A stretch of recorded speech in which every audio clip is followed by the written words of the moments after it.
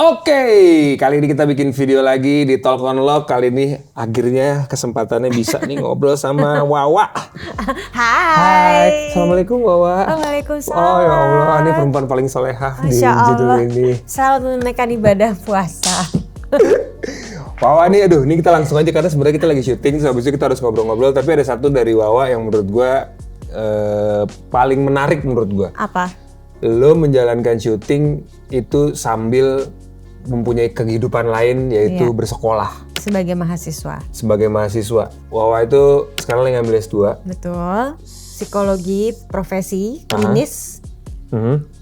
Jadi kemarin tesis sudah selesai, sekarang gue lagi menyelesaikan 1 tahun ke depan untuk gue dapat izin praktek sebagai psikolog. Kalau belum ngambil S2 tapi udah boleh praktek kan sebenarnya? Enggak. Jadi kalau sarjana doang, kalau psikologi tuh kalau sarjana doang nggak boleh praktek. Oh. Gitu. Jadi that's why gue ngambil S2 supaya gue bisa praktek. Oke. Nah S2 gue magisternya udah selesai nih tesisnya. Jadi sekarang gue lagi mau ngambil untuk profesinya. Oh oke. Gitu. Jadi emang lu berniat nih? Emang berniat. Jadi nanti di sidangnya sama HIMSI. Himpunan Psikologi Indonesia. Oke. Lu kuliah di mana Pak? Tarumanegara. Tarumanegara dari S1 juga dari di situ? S1 di situ. Cuman jarak gue S1 ke S2 lama nih Ben. Jadi gue S1 tuh lulus tahun 2014, lu bayangin gak? Terus gue baru lanjut lagi 2021. Jadi gue vakumnya 7 tahun. Lama juga ya? Lama, mungkin kalau orang gak akan lanjut sih, udah mager. Males lah. Mager karena banget. Kejauhan. Karena lo harus callback lagi apa yang lo pelajarin di tahun itu kan? Parah. Dan gue tertua di kelas. Iyalah. Tapi waktu S1 abis SMA langsung kuliah? Oh langsung, kalau itu gak ada jeda. Gue S1 itu skripsi itu sambil lahiran. Astaga. Gue gas, gak ada gue cuti-cuti sama sekali. Gila sih. Iya. Dan gak cuman kuliah doang, lu juga sambil aktif syuting. di politik juga sempet. Ya aktif di kepartaian lah ibaratnya gitu. Wah ini banyak sih sebenarnya pengen gue bahas. Dan gue sering sama Wawa tuh ngobrol, dari ngobrol yang gak penting, dari ngobrol yang remeh, sampai yang penting banget, sampai yang jeroan banget, sampai yang berdaging banget gitu ya. Bener. Tapi satu yang ketertarikan gue sama Wawa tuh soal psikologi nih, karena kita bisa nyambung di situ tuh Wak ya. Betul. Lo kenapa, gini sebelum gue, kalau kenapa lo ngambil psikologi, banyak lah ngambil psikologi. Tapi ilmu psikologi itu sama ilmu acting itu kan kepake banget ya. Parah. Lo kan biasa ngebedah tokoh lo itu dari sisi psikologinya kan. Nah itu waktu lo pertama kali ngambil psikologi itu apa? Waktu dulu S1. Jadi gini, awalnya semua tuh bener-bener gak sengaja. Jadi tiba-tiba nyokap gue beride, wah coba deh tes minat bakat. Jadi sekarang kan ada tes minat bakat tuh. Nah akhirnya gue ke UI lah waktu itu. Gue tes minat bakat, keluarlah nomor 1 gue psikologi. Gue aja kaget. Karena sebenarnya pilihan utama gue awalnya gue mau ambil dokter. Oke. Terus gue psikologi. Karena keluarga lo banyak dokter ya? Iya, keluarga gue udah akhirnya sekarang adik gue yang dokter kan. Terus yang kedua bahasa. Karena gue emang dari kecil, pokoknya setiap di sekolah ada lomba, gue mewakili keterampilan berbahasa Indonesia. Jadi bahasa gue tuh kencang, bagus. Pede ya. Nggak, tapi emang keluarga lu kan keluarga pinter-pinter lah ibaratnya gitu. Masya Allah tabarakallah, intinya Masya Allah tabarakallah nggak? Masya Allah tabarakallah nggak ancaman nih. Intinya ibaratnya gini, gue berkarir dari SMA, tapi nyokap gue selalu dorong gue mau udah punya karir setinggi apapun, pendidikan tetap harus penting gitu. Akhirnya gue dengan segala kesibukan syuting Putri yang ditukar, sehari 5 episode sambil gue kuliah S1. Yang lain lawan gue semua udah pada cuti, udah pada keluar. Yasmin, Ciki, Niki waktu itu homeschooling. Gue doang nih yang berjuang masih lokasi kampus cuman gue, dan gue udah ngalamin dimana gue kelar syuting jam 5 pagi dan gue udah gak pakai pulang. Langsung ke parkiran Untar. Wah, gila. Langsung presentasi. Jadi jam 5, kelas jam 8, 3 jam itu gue begini depan laptop ngerjain presentasi. Dan itu gue lihat langsung nih, karena dia ngambil S2-nya pas lagi syuting ini, gue lihat langsung gimana dia juggling pagi. Dan lo kan bangunnya pagi banget tuh. Pagi banget. Bisa bangun pagi banget dan tidurnya cepet banget. Cepet banget, iya. Jadi itu gue juga satu tantangan gue dalam gue menjalani dua aktivitas. Iya, gue ada kesulitan tidur. Nah, Tapi kalau gue ada kelas pagi, Ben, itu ngebantu gue malam lebih cepat ngantuk. Oh, karena udah mungkin capek kali karena ya mata lo ngeliat. Jadi kalau gue bangun pagi, malamnya gue lebih cepat ngantuk sebenarnya gitu. Gue lihat langsung tuh dia ngetik apa segala macam sambil sekolah karena harus ngerjain tesis yang kemarin kan. Tesis waktu itu parah banget sih tesis. Dan sampai sekarang masih jalan juga. Tapi ilmu psikologi yang lo pakai kepake nggak buat lo sendiri? Sangat. Untuk lo sendiri, karena lo juga pernah ngalamin satu tantangan hidup yang gede banget, bahkan still going on sampai sekarang. Yes. Kepake nggak itu? Kepake banget, dan gue tidak mungkin bisa menjalani semua ini tanpa gue punya ilmu psikologi. Itu gue udah sampai klaim. Gue akan bereaksi 100% berbeda ketika kalau gue tidak belajar psikologi. Oh gitu? Lu percaya gak? Nggak tahu gue. Maksud gue Sangat. Oh gitu? Iya. Makanya Karena dibilang mayoritas prakteknya- bahas, wah gila sih Wak. Lo nggak gila aja udah bagus. Kita kan Betul. sering bahas itu kan. Karena kebantu sama itu. Banget, Ben. Dan gue di sini jadi kayak punya kesadaran untuk gue melihat dua sisi gue dan sisi anak. Kalau gue nggak belajar psikologi, gue nggak ngerti ilmu Oh, psikologi. lo mecahin itunya. Gue harus bisa mecahin. Gue sebagai Kebutuhannya. ibu, dengan ego gue sebagai ibu, dan gue sebagai ibu yang memperdulikan mental anak. Makanya that's why kalau lo tahu, walaupun hak asuh di gue, tapi gue sampai sekarang memutuskan untuk gue nggak mau eksekusi anak gue lagi. Karena itu akan berdampak sesuatu yang mungkin tidak sesuai dengan yang lo inginkan sama anak-anak lo. Yes. Kalau gue tidak belajar psikologi, mungkin gue dengan polosnya nggak bisa. Gue maunya A, gue mau gue hajar terus gitu. Pernah juga begitu kan? Pernah dalam masa-masa itu juga ada kan? Enggak. Dari awal emang nggak pernah? Oh nggak pernah. Gue nggak pernah pakai kekerasan. Oke. Nggak ada. Gue depan anak mau pahit mau manis gue senyum. Mau abis itu gue hancur di belakang tuh urusan gue dengan diri gue. Wah gila, menarik banget. Tapi depan anak gue tidak pernah menunjukkan itu.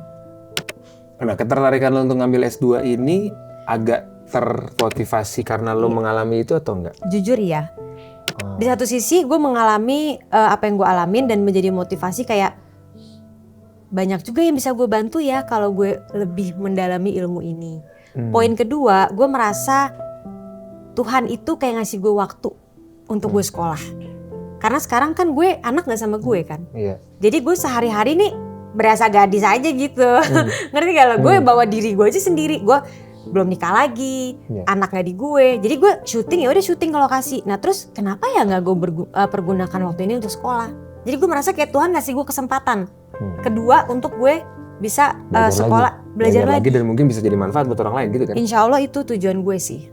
Tapi kan berat Wak. Maksudnya lu menambah satu tanggung jawab yang menurut gue cukup besar juga gitu ya. Syuting aja udah gila-gilaan nih kita nih. Betul. Satu yang paling gila-gilaan dari syuting walaupun jadwal kita masih ya dibandingin Masih Ririn sama grafiknya itu. ada naik turun lah. Yes. Cuman kan ketidakpastian callingan dan waktunya yang itu bikin udah gila sangat kan ya nyita kadang-kadang. waktu.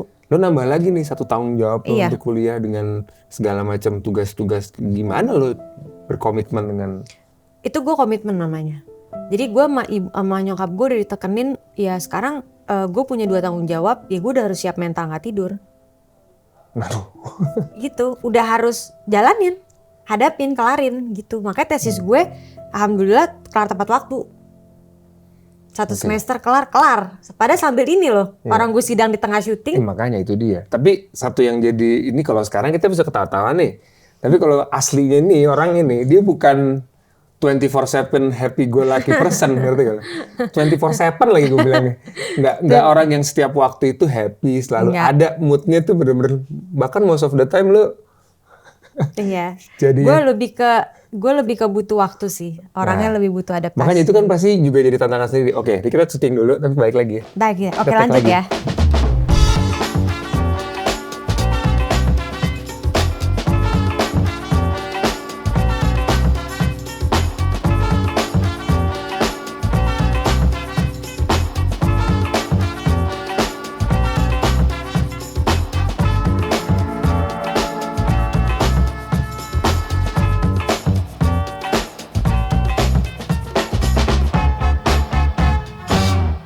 Jadi bisa dibilang lo ngambil S2 ini yang terjarak 7 tahun dari S1 lo, bisa dibilang apa karena memang lo mengalami suatu hal itu? Satu hal yang Gua alamin. bergejolak lah Iya. dalam kehidupan rumah tangga Bisa lo. iya. Jadi gue merasa yang tadi gue bilang yang pertama Allah tuh kayak ngasih gue kesempatan kedua untuk gue sekolah lagi. Karena kalau rutinitas gue sebagai ibu dan gue kerja punya 2 anak itu kayaknya agak hektik ya. Karena S2 tuh lumayan makan waktu. Pasti gitu. dong. Jadi kayak mungkin gue dikasih kesempatan kali ya. Gitu. Terus alhamdulillah keluarga gue sangat mendukung. Terus untuk kepentingan gue pribadi dan gue memperlakukan anak gue itu sangat Beda banget semenjak banget cara approaching gue tuh beda. Jadi gue ke anak gue nih, gue nggak bisa 100% gue pakai emosi gue. Kalau gue mau pakai emosi gue, setiap gue ketemu anak gue di sekolah, ya Nangis tuh pasti. Pasti pecah. Tapi karena gue belajar, ya gue harus bisa mengontrol emosi gue. Jadi self control gue tuh harus ada. Karena lo tahu dampaknya buat anak yang melihat waktu sama ibunya yang cuma sedikit, sekali ketemu ibunya baru biru kayak gitu. Iya, dan itu akan sangat mengganggu mental mereka. Dan gue sebagai psikolog juga, gue juga sudah diwajibkan mempunyai self control yang bagus, Ben. Gimana ceritanya kalau gue bisa ngobatin orang kalau diri gue aja kacau? Iya sih, lu bisa kesedot sama energinya pasien lo dong. Itu aja udah kesedot. Nah, kalau kita dalam posisinya nggak prima, abis dong. Abis dong. Gitu. Jadi ke anak gue memperlakukannya seperti gimana cara biar mental mereka kejaga, psikologis mereka kejaga gitu. Oke. Dampak buruk apa buat anak nih? Misalnya lu nggak sekolah, terus lo jadi orang tua yang ya namanya orang mengalami itu dalam rumah tangga pasti emosional dong. Iya. Namanya ada konflik, rebut-rebutan apa segala macam. Kalau lo nya nggak bisa mengontrol emosional, misalnya lo ketemu anak lo nangis-nangis. Dari ilmu yang lo tahu, dampak apa yang bisa terjadi sama anak dalam kondisi kayak gitu? Yang terburuk apa? Yang terburuk nanti pas dewasanya, karena childhood itu sangat membentuk kepribadian seseorang. Pasti. Parenting, pola asuh sangat penting untuk perkembangan kepribadian manusia. Sekarang aja anak gue sudah kehilangan itu. Anak gue tidak memiliki sosok ibu dalam keseharian. Itu aja udah PR gue nanti loh. Jadi kapanpun. Belum sekarang nih? Belum. Kapanpun anak gue datang ke gue sudah harus punya list. Apa aja nih yang mesti gue checklistin. Dari sekarang tuh? Dari sekarang. Oh jadi sekarang lu udah mulai nyiapin. Udah nyiapin, nanti PR gue ini attachment dia kan gak sempurna, Ben. Kalau anak itu kan yang benar dapat attachment dari ibu dan bapak. Ini ibunya nggak ada. Walaupun terpisah, co-parenting jalan baik dapat. Nah ini kan gue udah berpisah, nggak ada co-parenting. Iya. Iya dong. Iya. Jadi satu sisinya hilang. Bohong ini nggak ada efek anak gue. Pasti. Dan itu walaupun gue tidak ketemu setiap hari, tapi setiap momen gue pakai untuk gue ngukur. Anak gue sisi ininya bener atau enggak, itu gue pakai. Tapi kalau tadi gue sedikit deh ngomongin soal co-parenting gitu, bisa walaupun pasti nggak sempurna dan nggak ideal. Misalnya orang tua tuh berpisah, terus anak pasti jadi korban tanda kutip gitu ya. Tapi masih bisa berfungsi dengan baik nggak sebenarnya? Kalau dari ilmu yang lo tahu? Oh bisa banget. Nggak berarti anak broken home terus dia akan ada sesuatu yang salah gitu. Itu poinnya kan maksud lo? Iya. Nggak, sangat bisa. Sangat bisa. Ben sekarang gini, anak kalau mau rusak nggak harus orang tuanya bercerai. Iya sih benar, betul. Lu bisa lengkap aja. Lo lengkap rusak. Tapi ternyata toksik, mau ngomong apa? Bisa jadi juga. Gitu. Betul. Jadi gue tidak kecil hati dengan kondisi anak gue yang mempunyai orang tua yang bercerai. Itu bukan poin yang gue insecurein. Yang gue insecurein karena ada 6 tahun gap mereka besar tanpa sosok seorang ibu. Yang itu, aduh. Attachment isunya gimana, trust mistrustnya kejaga apa enggak, itu kebawanya sampai gede.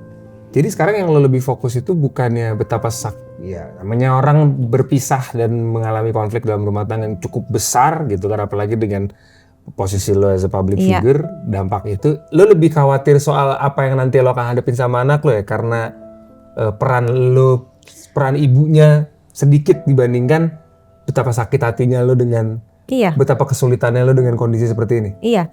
Jadi kalau gue gini, gue sekarang lagi nyetel anak gue. Sekarang itu masanya gue untuk, kalau gue lagi sendiri, gue boleh untuk menjadi seorang ibu yang tersakiti karena nggak bisa sama anaknya. Oke? Kalau gue lagi sendiri, gue punya hak untuk mengekspresikan itu. Tapi ketika gue lagi sama anak gue nggak boleh ngeluarin porsi itu depan mereka. Contoh, gue datang, terus tiba-tiba anakku ngomong, Umi, kok Umi ninggalin aku sih? Tanya lo gue. Oh, ada tuh? Iya, keluar lo itu. Kalau gue nggak ngerti, habis lah, pasti. Nangis lah. Siapa sih orang tua yang nggak nangis? Iya pasti. Tapi gue nggak, gue kayak siapa yang ninggalin? Ini Umi depan mata kamu. Kamu masih ada Umi kok. Apa yang dia butuh? Validasi. Dia ngeliat nih temennya orang tua datang jemput. Maksudnya validasi itu apa coba? Mungkin buat yang nonton nggak. Kalau gue paham, tapi validasi itu apa? Validasi gini, mereka butuh pengakuan. Kalau mereka tuh butuh ibu. Kalau mereka tuh punya ibu. Karena yang mereka tahu ibu mereka nggak di rumah. Itu udah satu konsep yang menurut mereka, kok temen gue ibunya di rumah ya, gue enggak. Oh iya, dia Terus dia ngelihat nih, sadar nggak sadar dia pasti akan lihat kan itu. dia lihat, dia pasti anak itu pasti comparing. Temennya datang, ibu jemput, ya bu permisi ya mau pulang dulu. Kok umi gue datang terus pergi. Sedangkan lu juga nggak lu menjelaskan tapi kondisi itu ada Gue menjelaskan. ada ruang lu menjelaskan itu nggak? Ada yang menjelaskan, tapi gue masih lebih berani menjelaskan ke yang besar. Iya kan umur Ke kan. Syarif. Lu ngeliat Karena kalau ke Syabira kayaknya belum. lu belum menyesuaikan sama mengerti. daya serapnya si anak juga kan. di umur Betul, itu gue kan. melihat juga dari situnya. Tapi goalsnya gue gini Ben, dengan waktu yang gue ketemu hitungan menit di sekolah itu, yang gue cari adalah sebisa mungkin setiap detik itu gue memberikan mereka rasa secure. Karena menurut gue itu yang mereka nggak dapat. Oke.